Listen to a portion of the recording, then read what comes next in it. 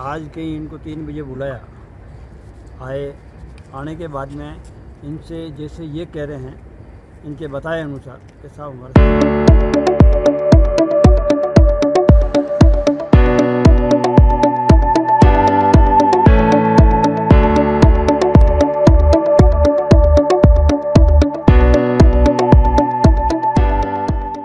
जिस तरह का आज मामला था और आखिर में कहीं ना कहीं कई जगह पर जो इस प्रकार की शिकायतें आती है, उन शिकायतों में हमें भी देखना पड़ता है कि अब जैसे अति होने लग जाती है। अब जिस व्यक्ति को परसों कहीं इनके आपस में मुकदमा दर्ज हुआ मारपीट का, और आज कहीं इनको 3 बजे बुलाया, आने के बाद में इनसे जैसे ये कह रहे हैं, इनके बताए अनुसार कि साहब हमारे से 10,000 मांगे और 5.5 में कहीं सौदाते हुआ 5.5 इनको दिए, और फिर इस बात के लिए दिए कि भाई हम 7 बजे पहले इसको फ्री कर देंगे। कन्हैयालाल ऐसा ही ने कहा। और उसके बाद में कन्हैयालाल मेवाड़ी गेट था, तभी भी इस प्रकार की इसकी शिकायतें आती थी। हमने उस टाइम में मैंने छोड़ा बक्सो को, क्या लड़ा लगा। टारगेट भी था, तभी भी उसकी सेवाई सही नहीं रही। जवाजा में इसकी सेवाई सही नहीं रही।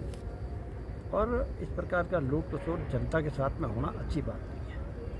अब आज रंगे हाथों इस मामले पे पकड़ा गया, तब वो कह रहे हैं, इनको कह रहे हैं कि मैं दे देता हूँ, बाद में देता हूँ, ये करता हूँ।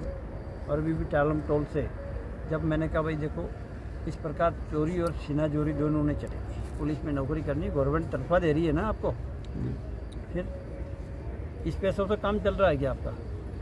तो उसके बावजूद भी ऐसे आदमियों का सुधार नहीं होना चिंताजनक है। और पुलिस को हमने शिकायत की और इसके खिलाफ कार्रवाई। अब आगे क्या कार्रवाई कर रहे हैं सर इसमें? यहाँ से हो जाएगा इसका करते हैं। एडिशनल एसपी साहब ने क्या, यहाँ से सीधे जाएंगे। यहाँ से आप बैठिए, आप जाओ भाई। ये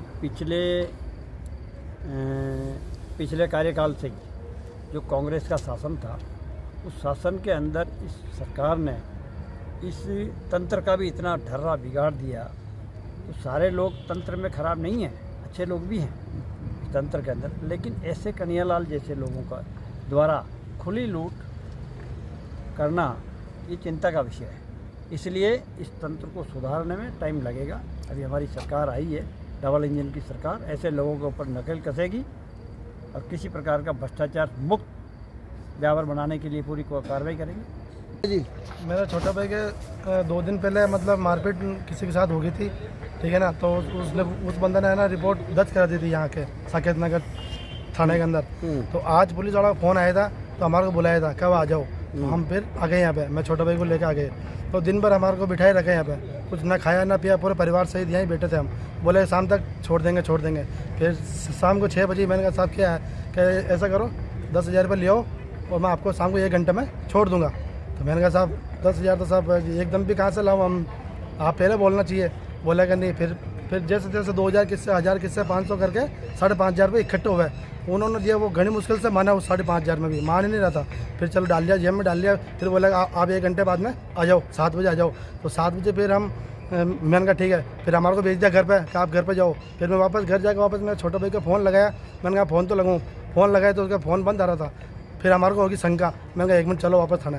वापस आए तो अंदर देखा तो फिर अंदर कचरे में डाल देते इनको। किसने मांगे आपसे पैसे? वो कन्हैयालाल जी मैंने साहब, ऐसा ही साहब है ना, उन्होंने पैसे मांगे, उन्होंने पैसे लिए थे। 500 का नोट 11 थे, 5,500। कितने बजे दिए इनको पैसे? अभी करीब शाम को दिए थे 5:30, 6 बजे लमसम दिए। ये आपका जो भाई बंदा है उसका नाम क्या है? यशवंत। और उसकी? गोपाल लाल सामरिया। कहाँ रहते हो? संजय नगर गली नंबर 1 ब्यावर। और किसके साथ मारपीट हुई? वो जस्सू रावत। कहाँ रहता है वो भी हमारे सामने रहता, संजय नगर गली नंबर 1 में। किस वजह से लड़ी हुई? वो कुछ मोहल्ले के अंदर है ना, गाली गलौज कर रहा था। जो मतलब एक दिन काम नहीं, रोज ही करता था। तो कोई की बहन बेटी भी रहे, घर मोहल्ले के अंदर बुआ रहे, तो रोज कौन सुनेगा। फिर मेरे भाई ने उसने बोला कि यार तू रोज गाली गलौज करता क्यों कर रहा है? क्या बात ठीक है। फिर वो मतलब बातें आने लग गया था। वो ये किस एवज के लिए पैसे मांगे आपसे? हाँ सर, ये पैसे किस एवज के लिए मांगे थे? इसको छोड़ने के लिए। क्या अभी आपको 7 बजे आपको भाई को छोड़ देंगे, इतने पैसे लगेंगे। 10,000 मांगा था, फिर 5,500 की व्यवस्था हुई थी, दे दिया था हमने। बोला 7 बजे आ जाना, फिर 7 बजे फिर आए तो बोला अंदर डाल दिया हमने। तो बोला कि आप कुछ नहीं हो सका, कल ही होगा या परसों होगा काम। मैंने कहा सर आप किस बात के पैसे लिए तो क्या यार वो तो हम कुछ नहीं कह सकें, ऐसा ही सब छः सब आ गए उसके उनके सामने। वो बंदा पेश हो गया, बोला कि इसको 151 धारा में अंदर डाल दोगा, अभी कुछ नहीं होगा। क्या अभी किसको आपने सूचना करी, फिर शिकायत किसको करी?